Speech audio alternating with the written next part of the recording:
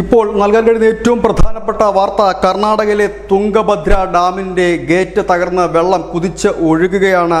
അവിടെ പല ജില്ലകൾക്കും അതീവ ജാഗ്രതാ നിർദ്ദേശം സർക്കാർ നൽകിയിരിക്കുന്നു. കൊപ്പൽ, വിജയനഗര, ബെല്ലാരി തുടങ്ങിയ ജില്ലകൾക്കാണ് അതീവ ജാഗ്രതാ നിർദ്ദേശം നൽകിയിരിക്കുന്നത്. കരിങ്കൽ കെട്ടുകൊണ്ട് കെട്ടിയ ഡാമായിരുന്നു. വെള്ളം നിറഞ്ഞതിനെ തുടർന്നാണ് ഈ 19-ാം നമ്പർ ഗേറ്റ് തകർന്നതെന്നാണ് പുറത്തുവരുന്ന വിവരം. ഇപ്പോൾ ബാക്കിയുള്ള 33 ഗേറ്റുകളും തുറന്ന് വെള്ളം പുറത്തേക്ക് വിടുകയാണ്.